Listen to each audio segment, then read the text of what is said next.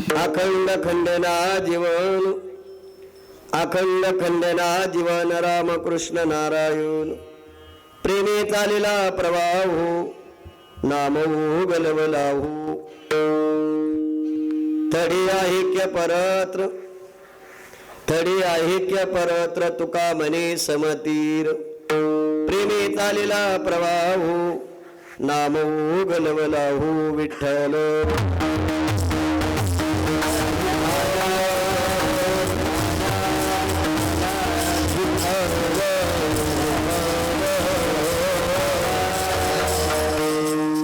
समचरण सरोजं चंद्रनीलमुदभं जगन्निहितपाणिं मंडनं मंडनानां. तरुण तुलसीमाला कंजनं कंजनेत्रं. नमो ज्ञानेश्वरा नमो ज्ञानेश्वरा निवृत्ती उदारा सोपान देवा. मुक्ताबाई नमो त्रिभुवन पावनी आद्यत्रे जननी देवाची. ज्यांचे गावे केला वास त्याचे नसावे उदास. मस्तक हे पायावरी या वारकरी संतांच्या. श्री संताचे माथा चरणावरी साष्टांग हे करी दंडवत. किंवा शरण शरण एकनाथा पायी माथा ठेविला. नका पाहू गुण दोष झालू दास पायांचा. सोनो बंत तथा कुणी जनातया मामाशी बोलती.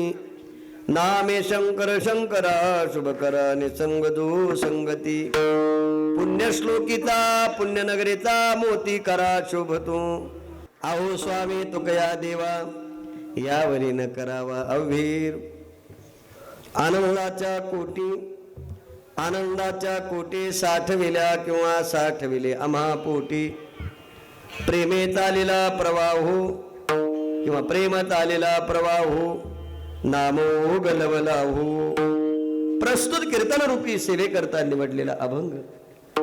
महान भगवत भक्त संत सम्राट विश्ववंद्य महाराष्ट्र भूषण असणारे देहूते सुप्रसिद्ध साधू वैराग्याचे मूर्तिमंत पुतळे श्रीमंत श्री जगद्गुरु तुकाराम महाराज यांचा 4 चरणाचा सर्वांच्या परिचयाचा आणि पाठातला अद्वैतपर प्रकरणातील अभंग आहे. आणि हाच अभंग नामपर हे प्रकरणातील अभंग जगद्गुरु तुकाराम महाराजांचा आहे. अभंग सर्वांच्या परिचयाचा आणि पाठातला आहे.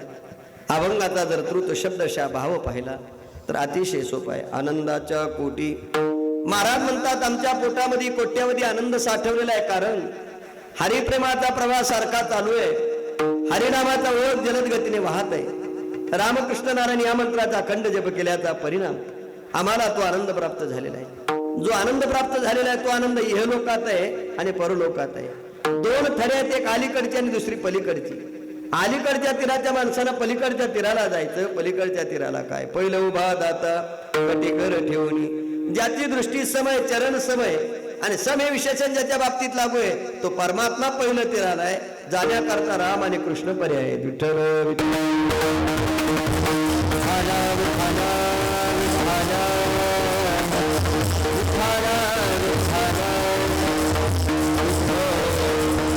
असा या अभंगाचा सरळ सरळ शब्दशः भाव आहे.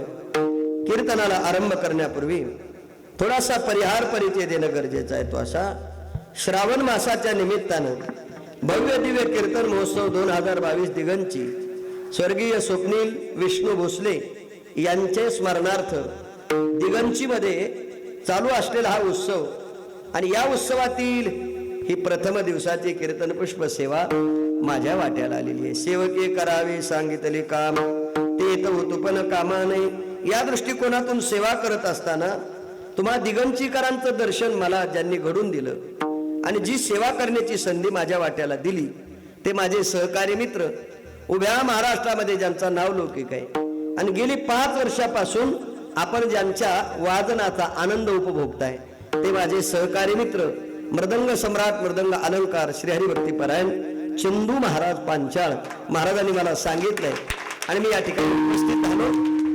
तुमचं दर्शन मला झालं. आजी बरवी झाली माझी माहेर भेटली डोळा देखले सज्जन. या दृष्टिकोनातून इथे येत असताना इथे आल्यानंतर ही सगळी मंडळी पाहिल्यानंतर तर अजून माणसाचं उर भरून येईल. आमचे संगीत विशारद अलंकार ज्यांचे तुम्ही गायन किंवा काही ऐकलं असेल यूट्यूबला, ते भजन सम्राट भजन अलंकार आमचे हरिभक्तीपरायण किशोर महाराज दिवटे या ठिकाणी. पुढे जर त्याला पाहिलं नसेल तर संध्याकाळी निवांत यूट्यूबवरती जाऊन सर्च करा, म्हणजे तुम्हाला कळेल हे किती तोला मोलाची माणसं आहेत. अनेक पिक्चरमध्ये त्यांनी गायलेलं आहे. वारकरी संप्रदायाचा हात खरा विजय. संप्रदायातल्या ताली गाण्यात पद्धतीनं बसवायच्या आणि ते सुद्धा त्या पद्धतीनं करायचं घरी बसल्यावर पहा सर्च करून कधी. त्याचबरोबर या ठिकाणी उपस्थित आमचे हरिभक्तीपरायण दुसरे सहकारी मित्र ज्यांच्याकडे हजारो विद्यार्थी शिकतायत आळंदीमध्ये, असे आमचे हरिभक्तीपरायण उद्धव महाराज या ठिकाणी उपस्थित आहे. हे संगीत विशारद आहेत. दुसरे आमच्या सर्वांचे ज्येष्ठ असणारे आमचे हरिभक्तीपरायण संगीत विशारद या ठिकाणी उपस्थित आहेत. आमचे जालिंदर महाराज तौर हेही या ठिकाणी. त्याचबरोबर माझे सहकारी मित्र आमचे हरिभक्तीपरायण गणेश महाराज या ठिकाणी आहेत. दुसरे तुमच्या गावचे आमचे गुरुबंधू आमचे कुंभार महाराज सुद्धा या ठिकाणी आहेत. त्याचबरोबर या संस्थेतील वारकरी शिक्षण संस्थेतील महाराजांची विद्यार्थी मंडळी चोपदार आहेत, विनेकरी आहेत. एक एकाहुनी बळी रे, कोणाकोणाचं काय वर्णन करावं, परंतु इतका सुंदर मंडप सजलेला आहे. आणि आज पहिला दिवस आहे. पहिला दिवस म्हटलं की सगळं नवीन नवीन असतं. उदाहरणार्थ मी बांधलेला फेटा सुद्धा आज धुतलेला नाही, म्हणजे नवीनच आहे. म्हणजे तुम्हाला नाही कळलं मला काय म्हणायचं, म्हणजे नवीन असल्यामुळे तो पाण्यातून काढला नाही. कमराला बांधलेलं उपरणं सुद्धा नवीनच आहे. मी असा विचार केला, म्हटलं चला आज पहिला दिवस आहे, आपण सगळं नवीन नवीनच होऊया. पण असू द्या, काही हरकत नाही. माणसं सगळी जुनी आहेत आणि जुन्या माणसांमध्ये नाविन्यपूर्ण हा सप्ताह या ठिकाणी होतोय. आणि या सप्ताहामध्ये विशेष करून जर काय असेल तर इथे तरुण मंडळी जास्त दिसतात. हा या सप्ताहातला आनंद आहे. ज्यांच्या करता कीर्तन करायची, ज्यांना कळाली पाहिजे, पिढी घडली पाहिजे, त्यांना या म्हणावं लागतं. इथं म्हणावं लागतं जरा शांत बसा, विठ्ठल विठ्ठल.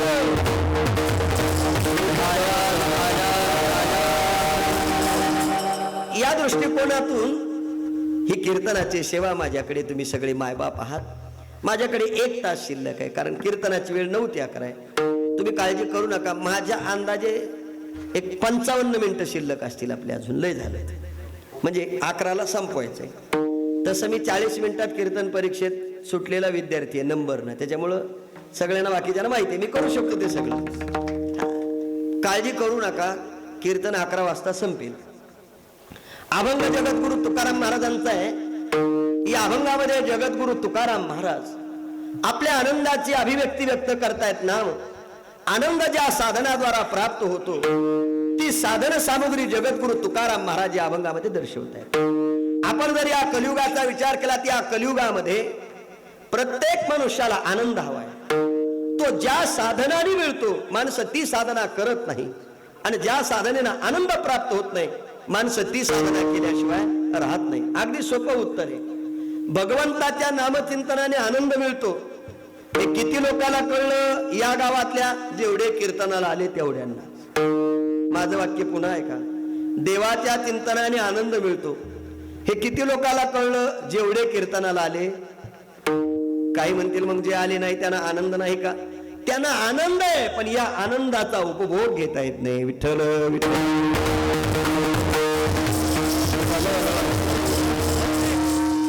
आनंद जो प्राप्त झालेला आहे तो वाचेद्वारा सांगता येत नाही. कारण ज्ञानोबारांनी असं म्हटलंय ज्ञानेश्वरीत, आमोचे करवे गोठी ती झालीच लोभाग सृष्टी, आमोते देखावे दिठे ते दिठेची नोही. अरे सामान्य माणसाचा अनुभव सामान्य असेल, विशेष माणसाचा अनुभव विशेष असेल. सामान्यातला सामान्य, गरीबातला गरीब, फाटक्या कपड्याचा मळक्या कपड्याचा वारकरी असू द्या, पण मुखामध्ये जर राम आणि कृष्णाचं जर सतत चिंतन करत असेल तर टाटा बिर्लापेक्षा श्रेष्ठ अनुभव आमच्या वारकऱ्याचा असेल, हे प्रत्येकाला मान्य करावं लागेल. फक्त एक आहे, वारकऱ्याचा जो अनुभव आहे तो शब्दातीत आहे, प्रगट करता येत नाही. तुम्हाला मी दुसरं उत्तर देतो. अनुभव जर प्रगट केला तर तो अनुभव होऊ शकत नाही. विठ्ठल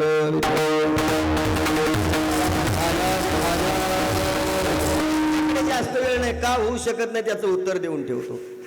तुकाराम महाराजाला भगवंताचा साक्षात्कार झाला, अनुभव आला. तुकाराम महाराजांनी कोणाच्या घरी जाऊन सांगितलं, ऐसा ज्याचा अनुभव विश्वदेव सत्यत्वे देवतया जवळी असे पापनाशी दर्शनी. वाचेद्वारा सांगणं उदाहरणार्थ अगदी सोपं उत्तर आहे. सोपं ऐक, सोपं उत्तर आहे. साखर कशी आहे? किती? ते फक्त गोडच म्हणते.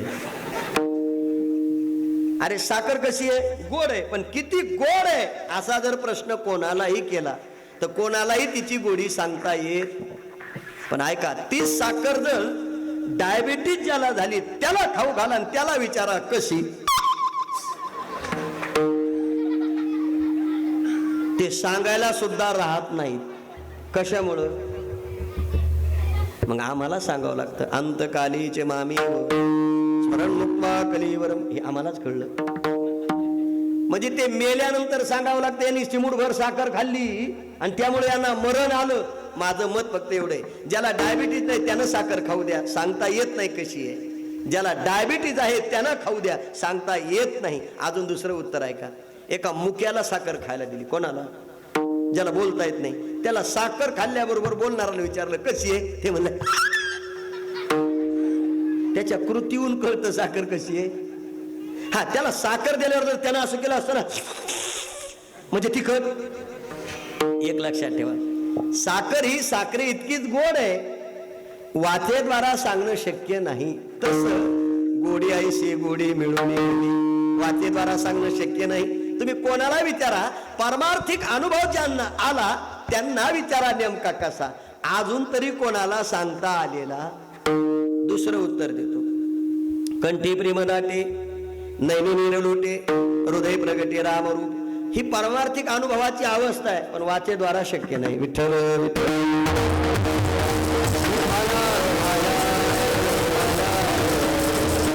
कारण सांगितलं. साखर कशी आहे? बोलता येत नाही. तसं आमचा वारकरी साधा आहे, पण मुखामध्ये सतत काय आहे? राम आणि कृष्ण याचं चिंतन आहे. मग राम आणि कृष्ण याचं जो चिंतन करतो त्याचा जो अनुभव आहे तो शब्दातीत आहे आणि शब्दाच्या द्वारे प्रगट करता येत. उदाहरणार्थ, काही अनुभव सांगता येतात आणि काही सांगता येत नाही. दोन कारण सांगतो. परमार्थातला आलेला अनुभव लोकाला सांगणं भूषण आहे का दूषण आहे? भूषण आहे. आम्ही वारीला गेलो, 18 दिवस पायी चाललो, चंद्रभागे स्नान केलो, वारकऱ्यासोबत राहिलो, परमात्म्याला पाहिलो, काय आनंद झाला, हे लोकाला सांगणं भूषण आहे परमार्थातलं. पण प्रपंचातला अनुभव लोकाला सांगणं भूषण आहे का दूषण आहे? साधं उत्तर आहे, प्रपंचातला अनुभव मी तुम्हाला सांगू नये, तुमचा मी ऐकू, सगळ्याचा कसा? अरे संसाराचा अनुभव सगळ्याचा सारखाच आहे. कोणाची किचन वाटेवर बोलतील, कोणाची गच्ची धरून बोलती, एवढंच. आणि तुम्ही गच्ची धरून नाही ऐकलं मग चौकात येऊन बोलत, हे डोळे गेले का तो हे कोणी कोणाला सांगायच्या भानगडीत पडायचं. हे बघा, थोडस याचा आवाज ते काय म्हणते कमी कर ना जरा. उद्याच्याला दुरुस्त करून घे सगळं. आम्हाला लय टिंग टांग लागतंय सगळं. मशीन बिशीन सगळं चांगलं आहे, पण तुम्हाला त्या अजून ऑपरेटिंगचा खेळ जमला नाही. विठ्ठल विठ्ठल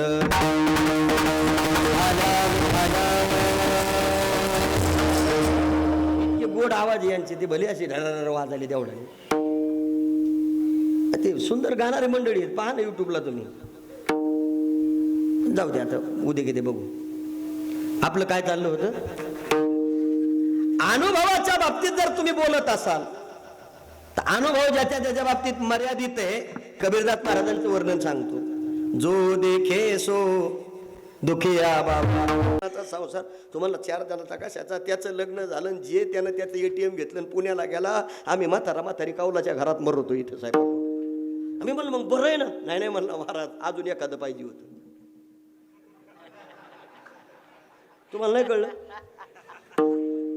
मग माझ्या डोक्यात असं आलं, ज्याला 2 आहेत त्याची भेट घेऊ, ज्याला 2 आहेत त्याच्या घरी गेलो आणि घरी गेल्यावर त्याला विचारलं, का हो तुम्हाला लेकरू बाळ? म्हटले महाराज 2 सुना, काही टेन्शन नाही. म्हणलं वा, ओके. म्हणला कशाचं ओके? अहो लग्न झाल्यावर एक पुण्याला गेलं आणि एक मुंबईला गेलं, एकाकडं म्हातारी एकाकडं म्हातारा, वाटोळं झालं, 3रं पाहिजे होतं. म्हणलं ते 3रं काय आला? म्हणजे ते गावात राहिलं असतं.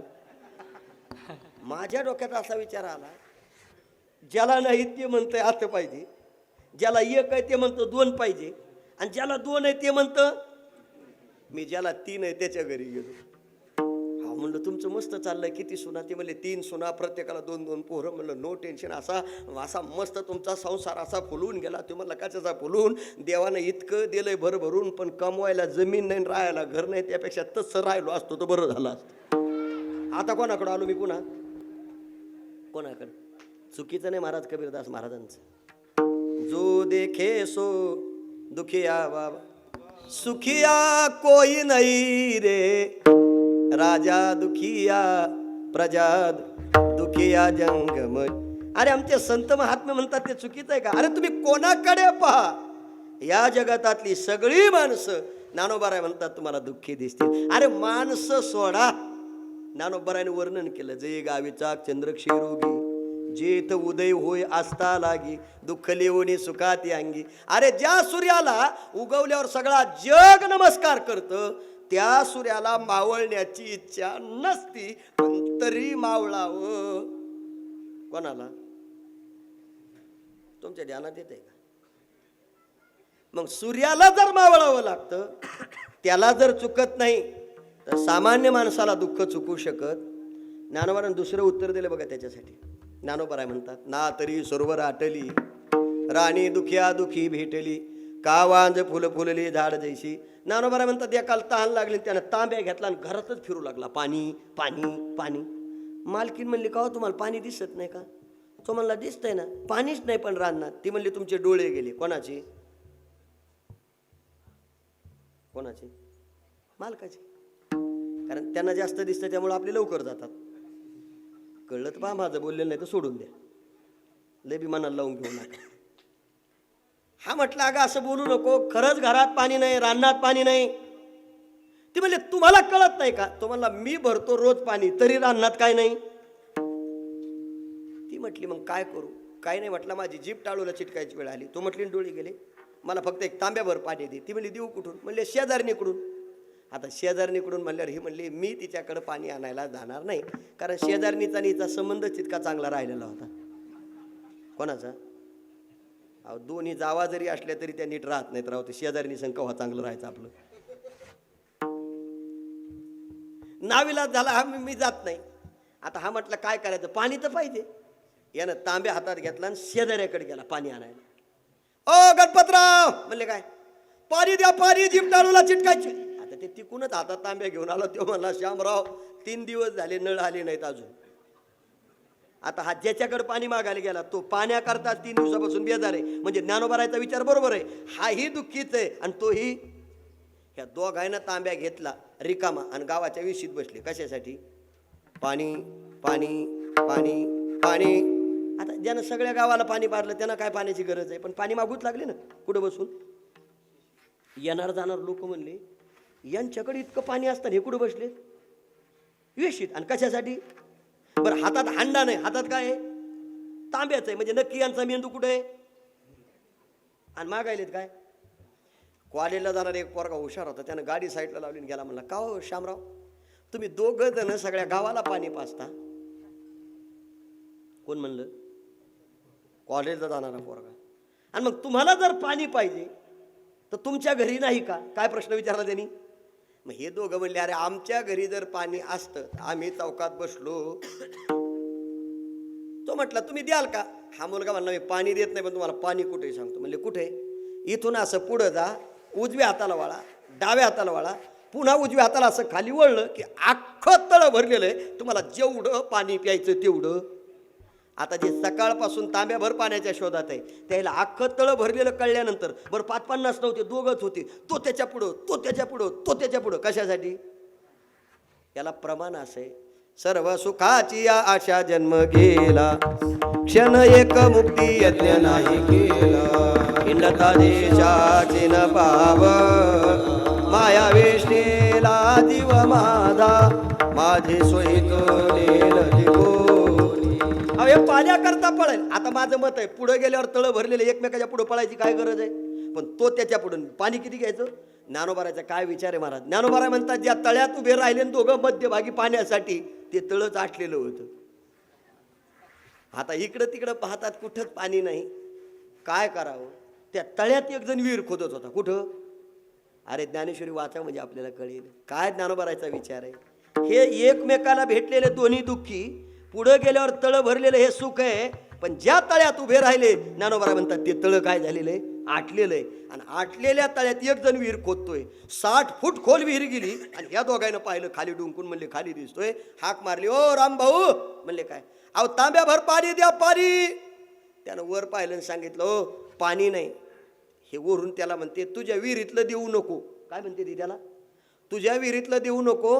आम्हाला फाट्यावर एकानं सांगितलं पुढं जा, अख्खं तळं भरलेलं आहे, तेवढं तळं दाखव, तू पाणी देऊ नको. तो म्हणला हे ज्या अर्थी मला तळं दाखव म्हणतात त्या अर्थी यांच्या गोळ्या नक्की आळंदीत राहिल्या असल्या पाहिजे. कारण विहीर कशात आहे? तळ्यात. आणि हे उभे कुठे आहेत? आणि ती किती खोल झाली आहे? 60 फूट. त्यानं दोर धरला वर आला. म्हणला तुमचे डोके ठिकाण्यावर नाही. अरे तुम्ही इथं जे उभे आहेत ते अख्खं तळ आहे. तो म्हणला मग पाणी. म्हणले आटलेल्या तळ्यात 6 महिन्यापासून मी विहीर खोदतोय. ज्ञानोबारायचं म्हणणं आहे हा विहीर खोदणारा जो भेटला तो सुखी भेटला का दुःखी? याचा अर्थ प्रपंचातल्या कोणत्याही माणसाकडे जा. ज्ञानोबारायचं म्हणणं आहे जय गावीचा चंद्रक्षिरोगी जेथ उदय होय असता लागी किंवा ना तरी सरोवर आटले राणी दुखिया दुखी भेटले का वांद फुल फुलले झाड जैशी. ज्ञानोबाराय म्हणतात ती सगळी माणसं. तुकोबारायने तर असं वर्णन केलंय, अनेक दुःखे सांगू किती सकळ संसाराची नसा हे पाषाण बयकापची ती भरलाचे. दुसरं प्रमाण सांगतो, सुख पाहता जवा पाडे दुःख पर्वता. तिसरं प्रमाण सांगतो, आपण म्हणताना सुद्धा वैतागल्यासारखं म्हणतो बघा, संसार दुःख मूळ चौकडे इंगळ. काकडा म्हणतात ना सकाळी, अजिबात उल्हासानं म्हणत नाही होई. सकाळी 5 वाजता पांडुरंगाच्या समोर कसं म्हणते, संसार दुःख मूळ चौकडे इंगळ इद्रांती नाही गोडे. अरे इतकं वैतागल्यासारखं का म्हणतो? एवढा संसार वाईट नाहीये. आनंदाने म्हणा ना जरा. संसार दुःख मूळ चौकडे इंगळ वेत्रांते नाय कोठे रात्र दिवस तळम काम क्रोध लोभ शोने पाठे लागले ओढा गवना मी शरण जावो दृष्टी देईल निर. ऐका तीच चाल म्हणली का नाही? प्रमाण ती फक्त चाल बदलली तर अंग डुलायला लागलं. आणि आधीच्या चालीनं देवाला सुद्धा असं वाटतं याचं संपेपर्यंत मायनीला जाऊन यावं, पण याचं ऐकू नये. इतकं वाईट. अरे नाथ महाराजाला विचारा ना, संसारिका देवनसे वना धावता. बरं जाऊ द्या, व्यवहारिक सुख दुःख तुमच्या संसारात असं आहे का? अरे संत महात्म्यांचं चरित्र वाचा. प्रत्येक संतांच्या जीवनात थोडं कमी अधिक प्रमाणाचं दुःख आहे. मी तर असं म्हणतो तुकोबारासारखं दुःख जर आपल्या वाट्याला आलं असतं तर कीर्तनाला सुद्धा माणसं आले. महाराजांचं प्रमाण आहे बघा, काय खावे आता कोणीकडे जावे, काय खावे आता कोणीकडे जावे, काय खावे आता कोणीकडे जावे, काय खावे आता कोणीकडे जावे. गावात राहावे कोण्या बळे, गावात राहावे कोण्या बळे, गोपाला पाटील गावीचे लोक, गोपाला पाटील गावीचे लोक. गावात राहावे कपण्या बळे, गावात राहावे कपण्या बळे, गोपाला पाटील गावचे लोक, गोपाला पाटील गावीचे लोक.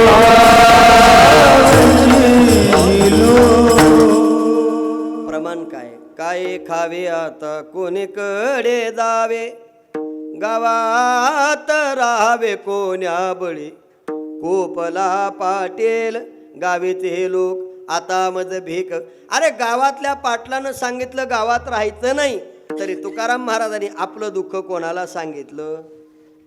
मला एक सांगा. दुष्काळी आटीला द्रविणेला मान, श्रीकांनान्न करता मिली. महाराजाच्या धर्मपत्नी केल्या. तुकोबाराने कोणाला सांगितलं गो? मग तुकोबाराने त्या टायमाला केलं काय? पांडुरंग ध्यानी पांडुरंग म्हणी जागृती स्वप्नी पांडुरंग. अरे तुकोबाराच्या जागृतीतही परमात्मा आहे, स्वप्न अवस्थेतही परमात्मा आहे, आणि सुषुप्ती अवस्थेत सुद्धा किंवा जागृती स्वप्न सुषुप्ती नाटवे पाहता रूप तुझे. मग महाराज त्यांच्या जागृतीत एक आहे, स्वप्नात आपलं स्वप्नात एक आहे आणि जागृतीत. ऐका ना, तुकोबा राहिलाय का साधकाने विचारलं, म्हटले महाराज तुमच्या धर्मपत्नी गेल्या, दुष्काळ पडला, सगळं संपलं, निदान तुमच्या स्वप्नात तरी कधी ते दुःख आलं असेल तुम्हाला सतवण्याकरता. तुकोबाराने एका शब्दात त्याचं उत्तर दिलं, अरे बाबा देवाच्या चिंतनाने झोपच लागली नाही तर स्वप्न पडण्याचं काही कारणच नाही. महाराजांचं प्रमाण आहे, माझं नाही. दुःख ते कैचे नये स्वप्नासी, भुक्ती मुक्ती झाल्या कामारी दासी, त्याचे वर्मा तू आम्हा पाशी, सुखे राहिला प्रेमाचे. तुकोबारा म्हणतात देवाच्या चिंतनाने झोपच लागली नाही तर स्वप्न. मी तुम्हाला असं विचारतो, झोप लागणाराला स्वप्न पडतं का न लागणाराला?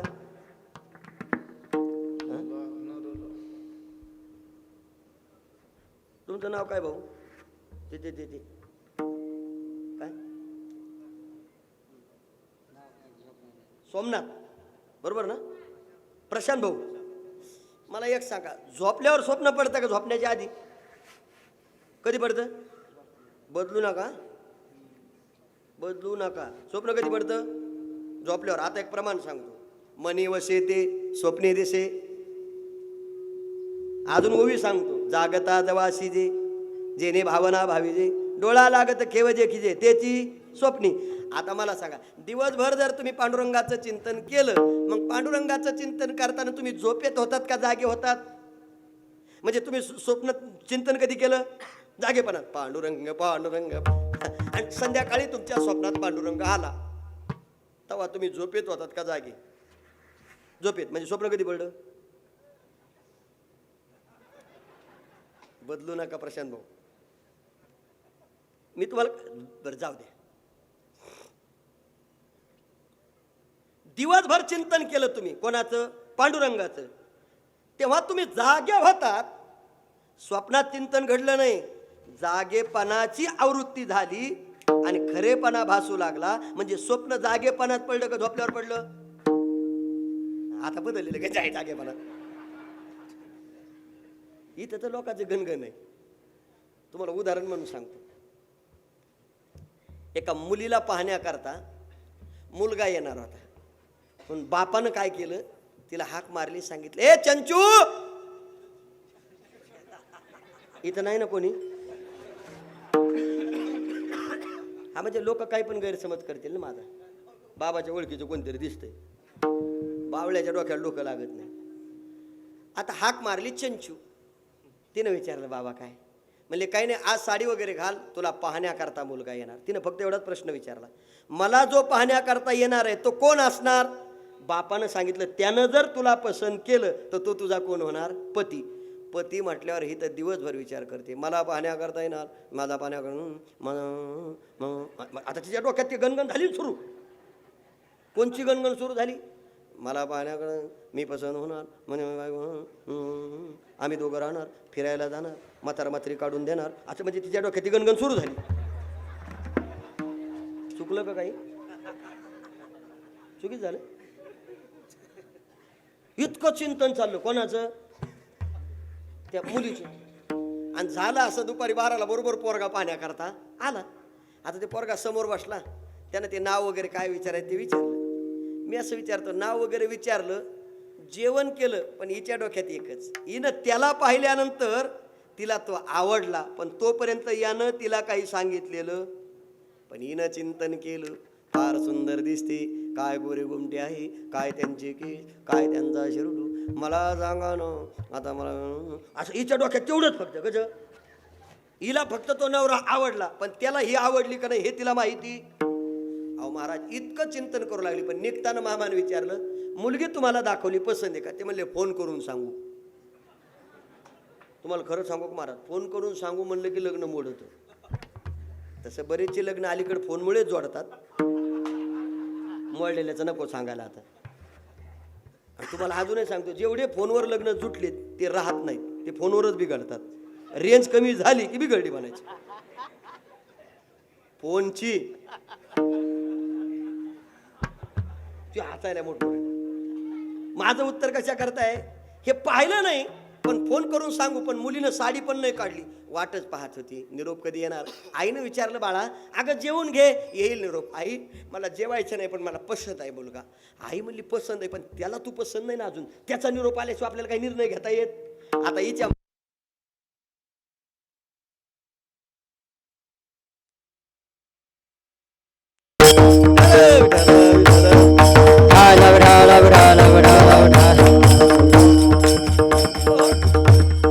आता हिला असं वाटलं मी त्यांना पसंत आहे. आता ही म्हणू लागली, आई सांग ना ग. म्हटले निरोप आल्याशिवाय काही सांगता येणार नाही. पण झालं असं, माझ्याकडे लक्ष द्या, लाईट आली ना आता, मी काय जाऊन नाही आलो बघा इकडे. आता ही चिंतन करू लागली आणि त्या चिंतनामध्ये मग्न झाली. पण निरोप काही आला आणि बरोबर 4:30ला फोन आला बापाच्या मोबाईलवर, तुमची मुलगी आम्ही पाहण्याकरता आलो काका, आमच्या मुलाला तुमची मुलगी पसंत आहे. आता तुम्हाला काय सांगा, पसंत आहे कळलेलं बापाला इतका आनंद झाला. हाक मारली, बाळे इकडे. उभे राहिली, काय? काही नाही. आला का फोन? म्हणले हो. मग सांगा ना काय? म्हणले काही नाही, तुला पाहण्याकरता जो मुलगा आला ना त्याला तू पसंत आहे. पसंत म्हटल्यावर मागच्या घरात गेली, मागच्या, आणि कपाटाच्या समोर उभी राहिली एकटीच आणि स्वतःला पाहत होती. मी कशी दिसते, ते कशी दिसतात.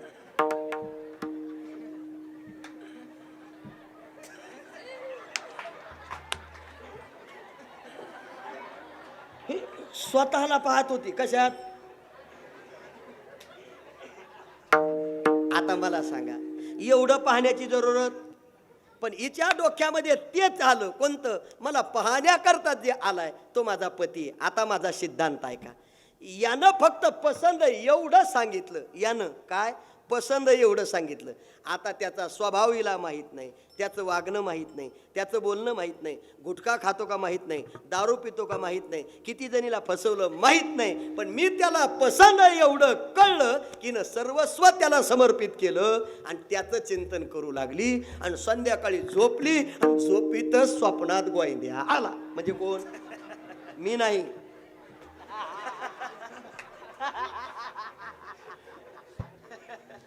आणि फोन म्हणून कानाला लावला आणि बोलू लागली कोणाला.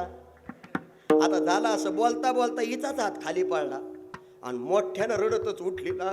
आईने विचारलं काय झालं? म्हणजे काही नाही, माझा फोन त्यांनी ठेवून द्याला आणि उचलीतच नाही. आई म्हणजे अजून नंबरच नाही आला तर फोन कुठून?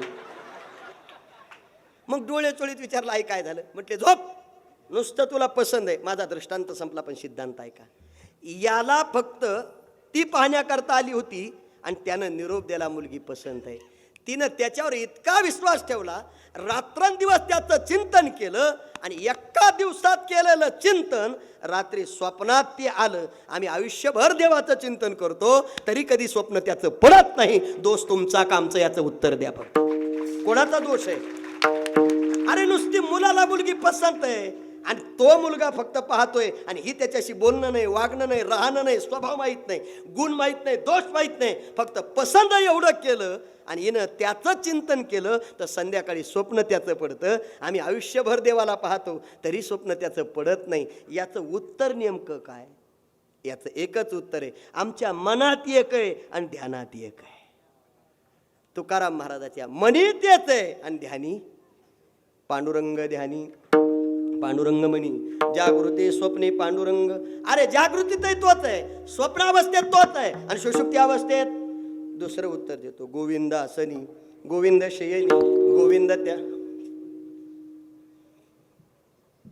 तुकोबाराय म्हणतात पांडुरंग ध्यानी पांडुरंग म्हणी, जागृती स्वप्ने पांडुरंग. तो पांडुरंग परमात्मा कसा आहे? ज्ञानानंत गगनाचे प्रावर्ण, नाही रूप वर्ण गुण जेथे. तो हा रे श्रीहरी पाहिला डोळे भरी, पाहता पाहणे दुरे सार. आनंदुरे आजी आनंदुरे, सबाई अभ्यंतरी अवघा परमानंदुरे. आनंदुरे आजी आनंदुरे. परमात्मा आनंद स्वरूप आहे. कारण पंचदशीमध्ये आनंदाची 5 प्रकरणं सांगितलीत बघा. आत्मानंद आहे, विद्यानंद, योगानंद, ब्रह्मानंद. तुकोबाराय म्हटले मनुष्यानंदापासून ते ब्रह्मानंदापर्यंत जेवढे म्हणून आनंद आहेत ते सगळे आम्ही उपभोगले. कशाच्या बळावर? म्हटले परमात्म्याच्या. म्हणून उत्तर दिलं आनंदाच्या कोटी. पण महाराज हा आनंद पंढरपूरला गेल्यानंतर मिळतो. तुम्ही बघा, कोटी शब्दाचा अर्थ प्रकार आहे, आनंदाचे प्रकार आहेत. मग कोणाला कशाचा आनंद, कोणाला कशाचा, मला जास्त वेळ नाही त्याच्यात घेण्याकरता, नाही मी भरपूर तुम्हाला रंगून सांगितलं असतं. फक्त इथं उत्तर एवढंच आहे, परमात्म्याच्या भेटीचा आनंद ज्याची त्याला. उदाहरणार्थ पायी चालला, वारीला गेला, चंद्रभागे स्नान केलं आणि पांडुरंगाच्या गाभाऱ्यात आला. राजसुकुमार मदनाचं वर्णन करताना असं केलं, राजसुकुमार मदनाचा पुतळा, राजसुकुमार मदनाचा पुतळा.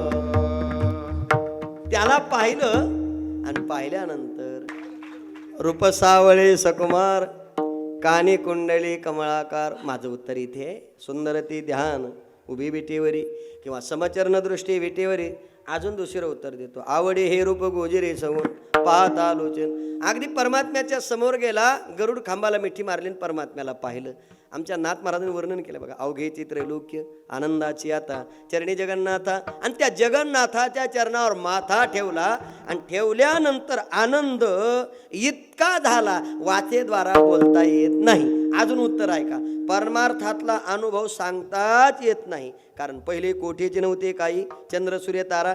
अजून दुसरं उत्तर देतो, नव्हता काळा गोरा खोजाना ठिंगणा, स्वरूप सुंदरा आणि नेमका कसा होता, ताईचा ते काळा अनादी बहु. अजून कोणाला सांगता आला नाही, पण परमात्म्याच्या चरणावर माथा ठेवल्यानंतर इतका आनंद होतो. किती ज्ञानोबा म्हणतो, तो वाढत जातो. वर्षा काळी सरिता जैसे चढू लागे पंडुसुता, तैसे निचने भजता श्रद्धा. इथे वाढून लागे. मग राम नामे उपदे आवडे सुख घडो घडी. माझं उत्तर इथे, त्या परमात्म्याला पाहिल्यानंतर थोडं थोडं थोडं थोडं वाढू लागलं, म्हणजे परमार्थातला आनंद वाढत वाढत जातो आणि प्रपंचातला रिवर्स येतो. तुम्ही बारकाईनं जरी चिंतन केलं तर मी तुम्हाला काही वेगळं सांगण्याची गरज नाही. नवीन नवीन तेवढ्यापुरतं ते सगळं बरं वाटतं, बोलणं बसणं फिरणं हातात हात घालून तेवढ्यापुरतंच. तुम्हाला आश्चर्य वाटेल, माझ्या लग्नातलं एक उदाहरण सांगतो. माझ्या लग्नात त्या फोटो काढणाऱ्याने एक थम्सअप आणली होती, अन्नाळ्या 2 आणल्या होत्या. थम्सअप 1, अन्नाळ्या. आता मी कीर्तनकार माणूस, सगळे पुढे बसलेले बरेचसे ओळखीचे माझ्या, बरं ते अशाच टायमाला आणतात पुन्हा, जरा लोक बिक गेल्या आणायचं असतं. भलं माणसातच आणलं आणि त्या नळ्या टाकल्या. मला म्हणले, हा 2 प्या. म्हणजे आपण नाही फिरवा. ते म्हणलं तसं नाही, लग्नात तसंच असतं म्हणलं. मी म्हणलं ह्या सगळंच काय? अहो मला याच्यात आनंद असतो. कशात? तुम्हाला आश्चर्य वाटेल महाराज, थम्सअप 1 आणि 2 असं एकमेकाकडे पाहून असं नुसतं असं. आता तुम्हाला सांगू का, पाहायची सुद्धा इच्छा नाही, पिणं तर लांबच राहिलं आता हे. अहो थम्सअप 1 कन्नाळ्या. आता किती आनंद वाढला. दुसरं उत्तर आहे, ते गेटवर येतो ना परण्या, तेव्हा त्या नवरदेवाला असं वाटत असतं स्वर्ग 2 पावलं राहिलं, कारण त्याचा आनंद म्हणजे गगनात मावत नाही. त्याला असं असं फुसफुसच करतो असं. घोड्यावर आलेला घोडा, पुन्हा घोडं बी भाड्याचं आणि बसलेला बी 5 लाखाला भाड्या इकतच घेतलेला होता ह्यो. तुमच्याकडे काय असेल माहित नाही, पण मेरा महबूब. तुम्हाला आश्चर्य वाटेल महाराज, गाणं म्हणणारा मेला असेल पण गाणं तेच आहे. अजून ऐका, आपल्या बापाच्या लग्नात सुद्धा गाणं आणि आपल्या लग्नात सुद्धा. पण तुम्हाला सांगतो, ते गाणं कवा बी म्हणू द्या, माणसाचे खुलून जागे होते, असा उल्हास येतो त्याला. अहो ते असं वाजलं का, बहारो फूल बरसाओ मेरा महबूब आया, मेरा लय म्हणू नका, उद्या यायची नाही ते. हे तेवढ्यापुरतं बरं आहे आनंदाचं. बरं ते स्टेजवर गाणं म्हणत आलो आणि काकाने विचारलं, करायचं का सुरू? अहो हेच मनानं म्हणलं, करा सुरू. काका म्हणले, तुम्ही नाही, मामानं सांगायचं असतं. नाही म्हणलं, लय आनंद झाला, गुरकांड म्हणलं आता.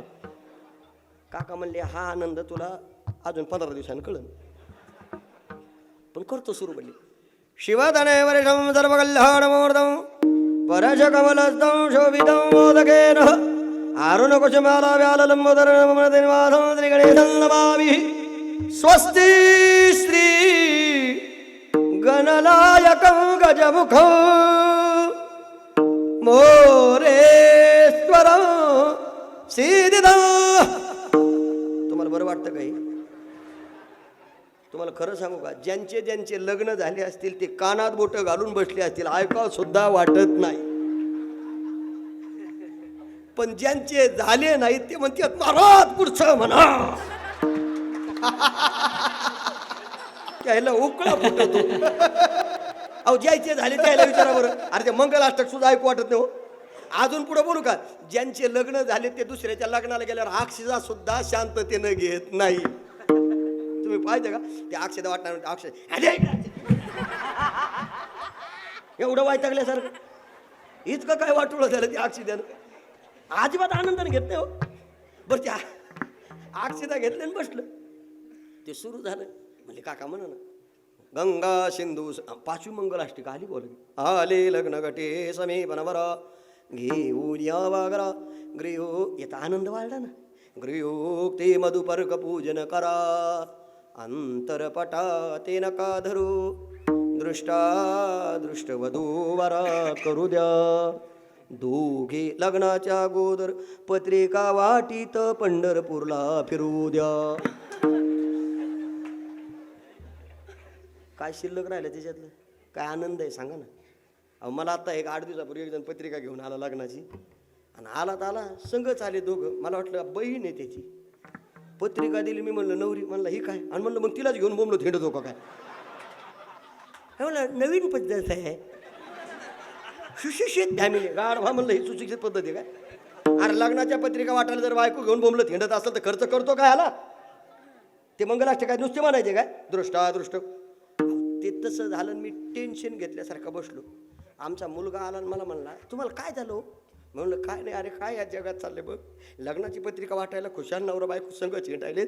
असं वाटतं नको नको जगायला. ते इतकं पुढचं होतं. ते म्हणलं एवढं टेन्शन घेऊ नका. आता तरी ते दोघं आलेत. आमच्या लग्नाच्या टायमाला पोरं सुद्धा संघच येणार आहे पत्रिका.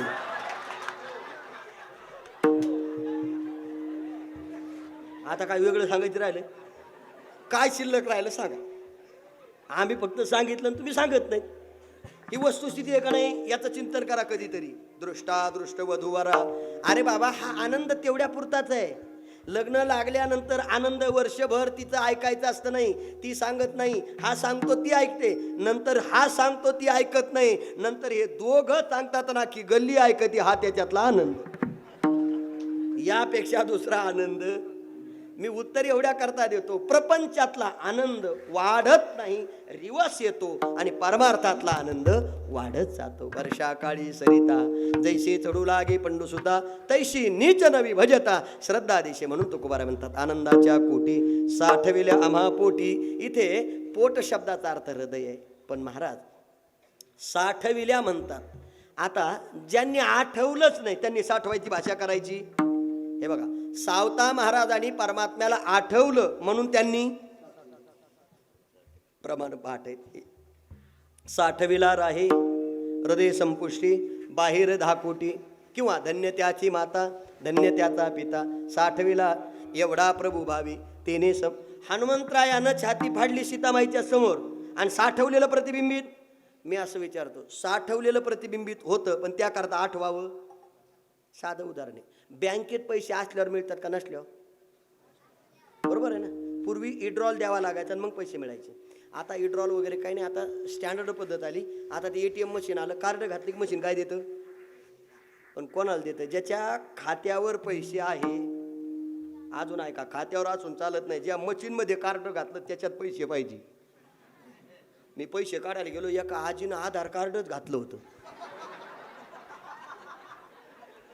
अहो मी म्हणलो आजी काय करताय? म्हणले काय नाही पैसे काढते. मी म्हणलं कसं काय? आधारावर आलेत म्हणले 2000. कोणाचे?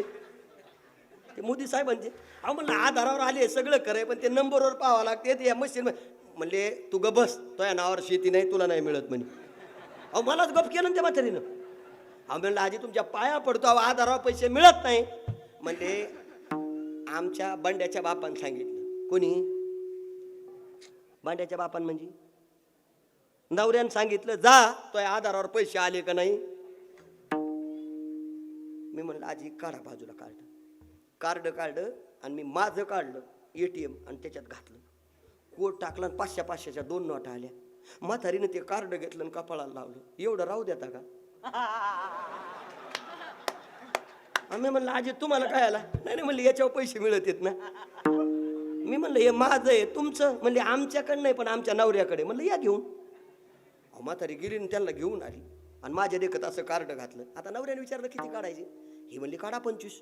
मी बी आकडा टाकला. म्हणलं असतील 50,000 यांच्या खात्यावर. आकडा टाकला सुर वाजलं. जिथून पैसे आलते का म्हातारीची नजर तिथं होती पण इकून कागद खाली पाडा खटकन पैसे नाही पडले. ती म्हणली आमच्या यांचं हातच आहे ज्याला हात लागला त्याचं वाटुळच. मशीनचं सुद्धा झालं माझं ते झालंच म्हणे. अहो म्हणलं तुम्ही त्यांना दोष देऊ नका. त्यांचा काय दोष आहे? तुमच्या खात्यावर पैसे नसेल. थांबा बरं म्हणलं. तो म्हणला हो माझ्या खात्यावर लय पैसे. म्हणलं मी माझं कार्ड पुन्हा माझं घातलं 500 कार्ड. अरे माझं कार्ड घातल्यावर मशीन पैसे देते आणि यांचं कार्ड घातल्यावर. मग मी विचारलं का रामभाऊ मी तुमचं कार्ड 4 वेळा घातलं तरी मशीन पैसे देत नाही. नेमकं तुम्ही खातं खोललं होतं तेव्हा काही टाकले होते का? म्हणले नाही. मग काय बापाची पेंड आहे का पैसे द्यायला? अरे तुम्हाला जर देव पाहिजे असेल तर तो तुमच्या हृदयात आहे. तुम्ही जर तुमचं ATM कार्ड कधी आळंदी पंढरीला नेलंच नाही तर तुमच्या खात्यातले पैसे तुम्हाला भेटणार नाही. ज्ञानोबाराचं प्रमाण सांगतो माझ्या पदरचं नाही. म्हणतो नवनीता तैसे घे आनंद. अरे वाचन जर त्याला आठवलंच नाही तर साठवलेलं प्रतिबिंबित होऊ शकत नाही. म्हणून महाराज म्हणतात आम्ही वाचन आठवलं आणि जे साठवलेलं ते प्रतिबिंबित झालं आणि त्याच्या द्वारा जो आनंद झाला दुसऱ्या चरणात आनंदाच्या कोटी साठविल्या अमहापोटी प्रेमे चालेला प्रवाह हो नाम ओघलवला हो. इथे प्रेम शब्दाचा अर्थ भक्ती आहे. लवलाहो म्हणजे भगवंताच्या नामाचा लाहो. पण महाराज तो प्रेमानं पाहिजे. प्रेम नसेल तर कोणतीच गोष्ट संयुक्तिक घडत नाही. फक्त एक लक्षात ठेवा प्रेमाचे अर्थ भिन्न आहेत. तुम्हाला जो प्रेम घ्यायचं ते घ्या. निस्वार्थी प्रेम देव आणि भक्ताचं आहे आणि स्वार्थी प्रेम जीवाचं आहे. सुभाषित कारण असं म्हटलेलं आहे बघा. नवारे पत्युपकामाये पत्युप्रियो भवती आत्मानस्तु कामाये पत्युप्रियो भवती. नवारे मित्रस्य कामाय मित्रं प्रियो भवती आत्मानस्तु कामाय मित्रं प्रियो भवती. नवारे सर्वस्य कामाय सर्वं प्रियो भवती आत्मानस्तु कामाय सर्वं प्रियो भवती.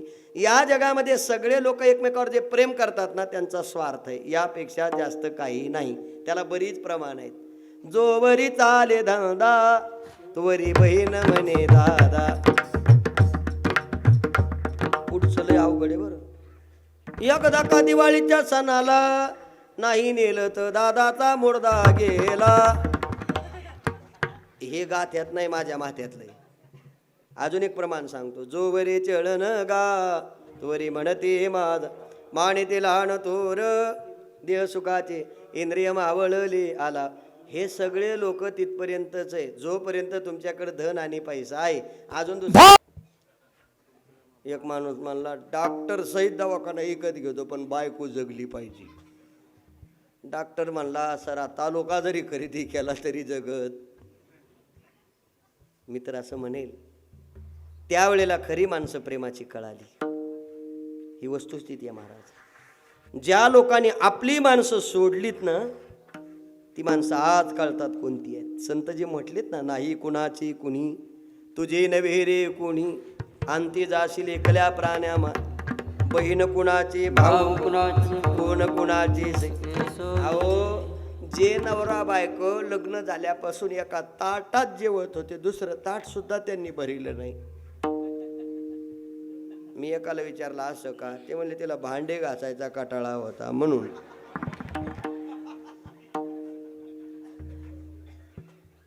तुम्हाला आश्चर्य वाटेल एकाला कोरोना झाला आणि झाल्याबरोबर ते चेक केलं. डॉक्टरनं सांगितलं तुम्ही पॉझिटिव्ह आहे. जे बायकोनं रडायला सुरुवात केली.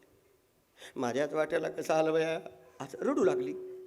झालं असं याला नेलं दवाखान्यात नेल्यावर तिनं सगळं गाव गोळा केलं. आता त्याला पॉझिटिव्ह कळल्यानंतर हिला काही लोक फार काही लई गोड बोलतील असं काही नाही. हिच्याकडे पाहून लोक दारं लावू लागले आणि दुपारी 12:30ला त्याच्या छातीत जास्त त्रास व्हायला लागला म्हणून त्याचं ते छातीचं हे केलं. ते काय म्हणते ते ते केलं आणि त्याचा स्कोर आला 12वर. 12वर स्कोर आल्यावर मालकीला निरोप द्याला, त्यांचा स्कोर 12वर आहे. म्हणजे आता भरोसा वाटत नाही कोणाचा. जे एका ताटात जेवत होते, अजून पुढं बोलू का, आईस्क्रीम सुद्धा एकच होती, दुसरी नव्हती. आईस्क्रीम एक खायची पहिली तिनं, आणि मग या नवीन आता काय न बोललेलं बरं. मला असं वाटतं काही दिवसांनी तिनं पूर्ण आईस्क्रीम खायची, यानं फक्त काडी चागळायची. हो, मी तर एक पोरग नुसतं कान कापड चगळी त्याला पाहिलं ते फेप्सीचं असं. मी म्हणलं अरे असं का, म्हणला तिने मधला गाभा खाल्ला. आणि म्हणलं तुला म्हणले कान कापड चागळायला. म्हणलं जानवर होय तू आता. अरे एक लक्षात, इतका जीव असणारी बायको, एका ताटात जेवणारी, पण जेव्हा डॉक्टरनं सांगितलं आणि 5:30ला परत एकदा ते छातीचं, आणि मग डॉक्टरनं सांगितलं 6वर स्कोर आला. म्हणले त्यांची इच्छा विचारायला गेल्यावर त्यानं बी त्यो बी आता पुढचा होता. तो म्हणला आयुष्यभर तुझ्या हाताला हात लावून संसार केला, एका ताटात जेवलो, मला तुला सोडून मरू वाटत नाही. फक्त माझी शेवटची इच्छा आहे, माझे दोन्ही हात तुझ्या हातात दिले की मला मरायचं, एवढीच इच्छा पूर्ण करते. म्हणजे तिकडंच मर, हातात हात नाही देणार तो. कळलं का नाही प्रेम? तुम्ही जे म्हणता ना माझ्या विना राहणार नाही, मी नसल्यावर घरी जेवत नाही, अहो तिनं गोळ्या सुद्धा अशा फेकून दिल्या की गोंद्या.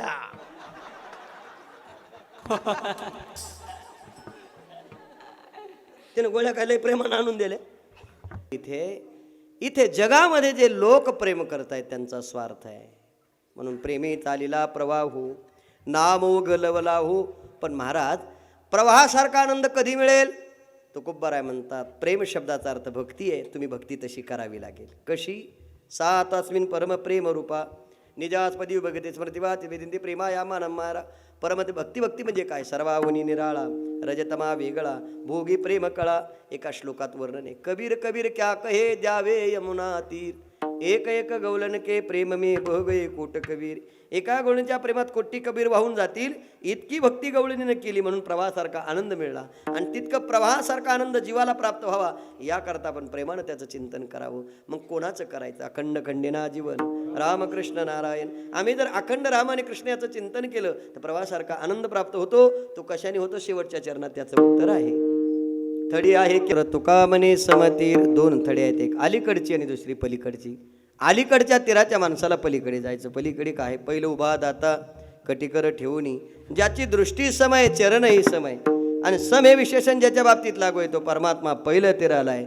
जाण्याकरता राम आणि कृष्ण ही पर्याय.